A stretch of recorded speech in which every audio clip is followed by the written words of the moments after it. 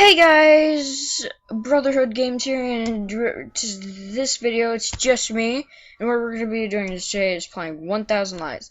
It's a visual novel, romance thing, and yeah, I don't really know much about it, but yeah, it's romance and it's a visual novel. Let's go. New game. Much like the origin of our dreams, three youths forged their friendships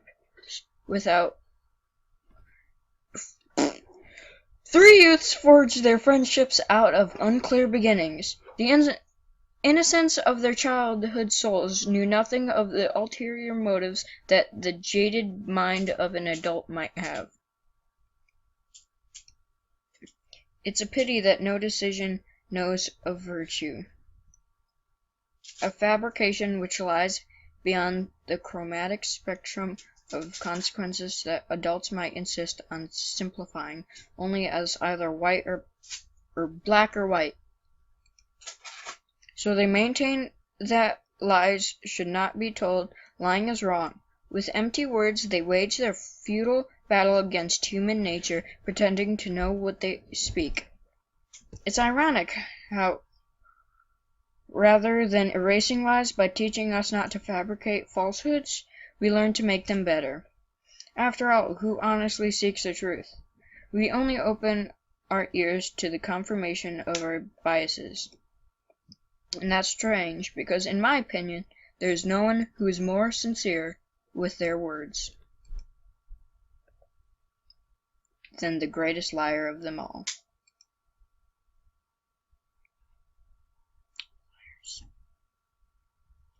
You want to know if you're a good liar? Nobody knows you're a good liar. Notes fell readily from my memory and onto the piano keys at my fingertips, recreating the trite sounds of Maestro Debussy's esteemed melody.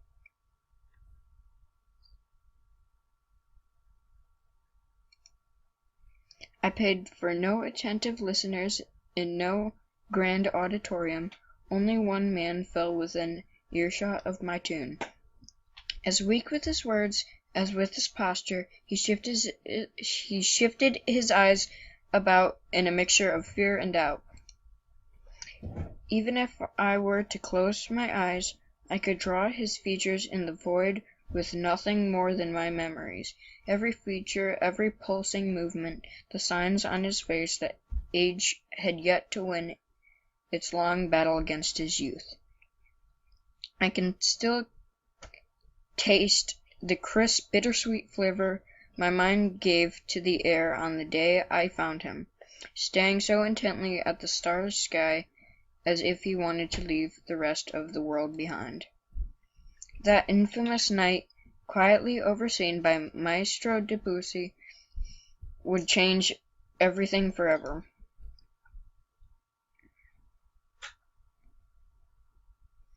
Come on! Want to go see how haunted that mansion really is? The boy could hardly contain his excitement as he spoke. His two friends, his only audience, frowned in response, reluctant to give him their answer. It could be fooled by such superstitions as ghosts, nor were they motivated to spend their time disproving their existence. Yet somehow they just couldn't find it in themselves to say no to their eager friend, perhaps due to his eloquence, or, to be frank, his persistence. Their entrance was heralded by abandoned spiderwebs, ramshackle walls, and frayed curtains. Unfortunately, there were no specters to speak of. The boy had little need of his ghosts now, though, for the trembling signs of fear that gripped his friends served more than adequately as his entertainment for the day. I'm not good with words.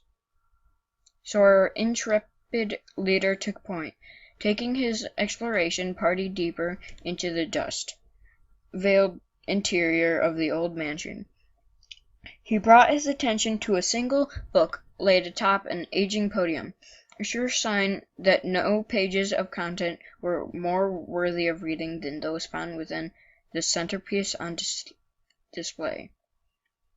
Its words were still legible, if only, and apart from the rest of its treatise on keeping close relationships unbroken, it offered a dire warning.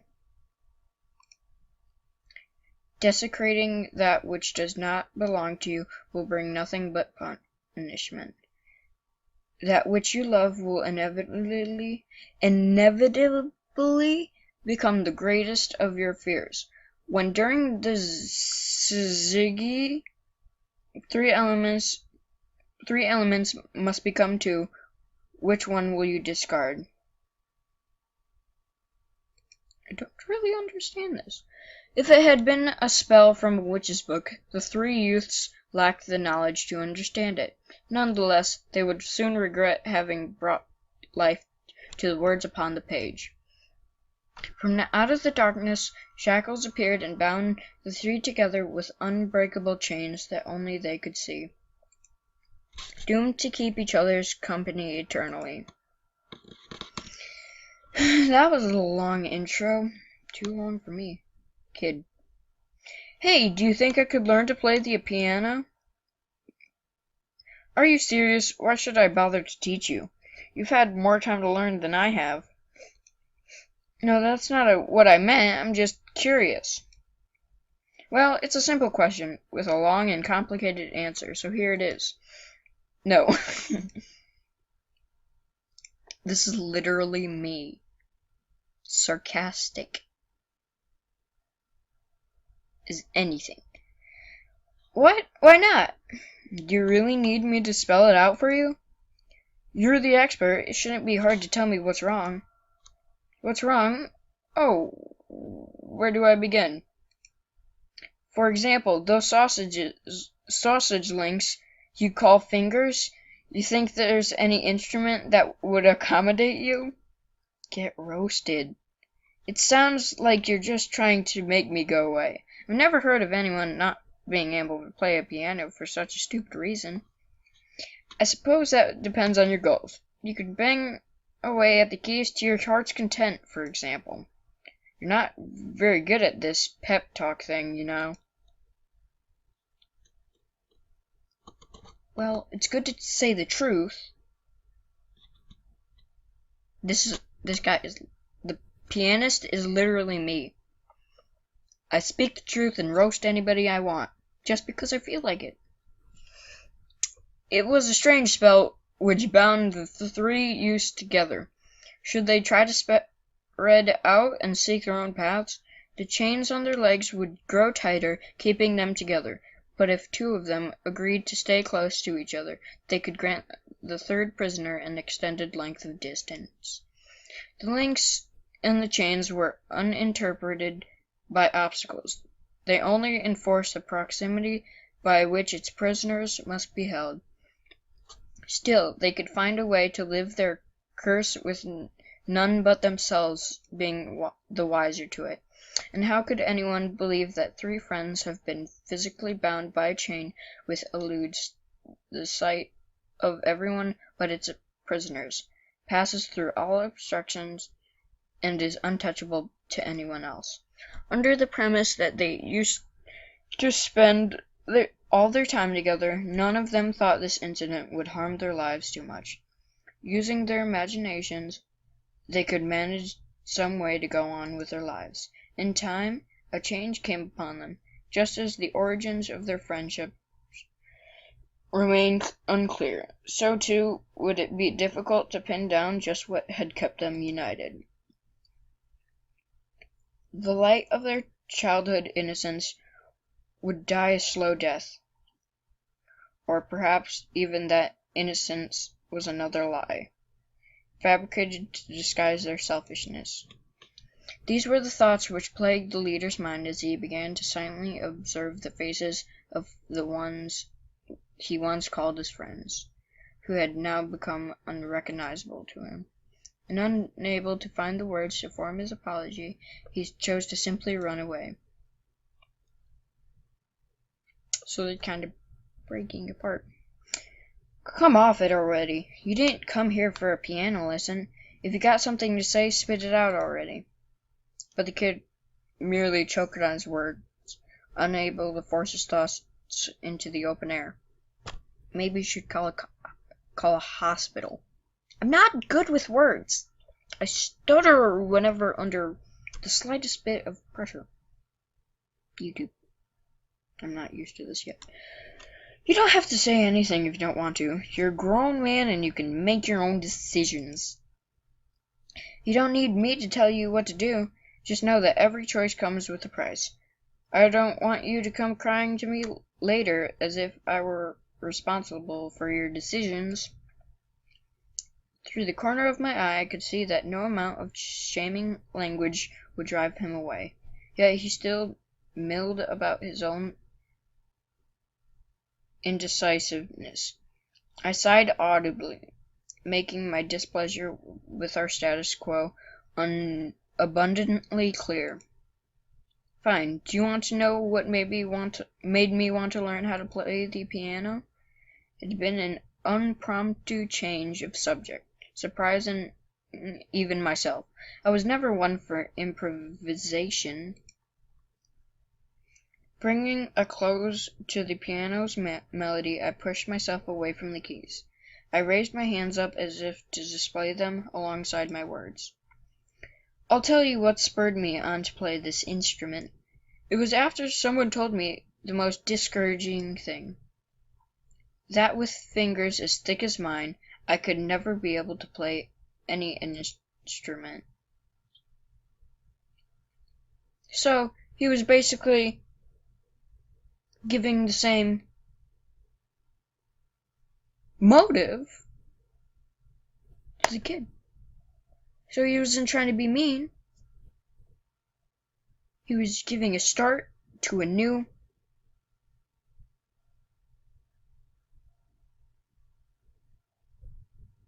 hobby or interest. I can't think of words. So he ran, struggling against his own loss of breath, until the crew change trailing behind rose up to remind him of their limited length. But that would not stop him. Surrender was beyond his understanding now. No, senseless witchcraft would be allowed to outperform his willpower. He didn't care about the blood or the pain. He would keep on running, empowered by his will, even if his leg were to break. Willpower. That's the one thing I really want to get good at. Willpower. You can do anything with willpower. You can do as much push-ups as you can. You can eat as much as you can. Or as you want. Yeah. Do anything with willpower. The chain stretched with each step, with a metallic echo of the links breaking behind him. Groaning under the pressure, each link in the chain warped and bent to the breaking point, struggling to match the strength of his determination. So it was that the curse vanished into thin air, leaving no trace that it ever bound anyone together. Only then did he return to his senses to find what he had bled and suffered to gain, solitude, in a barren land bereft of his peers. Even his footsteps had vanished in the trail behind him. He was truly alone. I am really sorry for my mispronunciation of words. Never again would he be able to find the important people he had lost. 1,000 Lies. Chapter 1.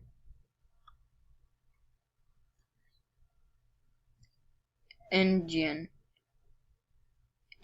I know how you feel about me, but we spend a lot of time together. It's fun being with you, but okay, I have to end the video here. It's gone a bit past my time. See you guys in the next episode. I will continue doing this series. Goodbye.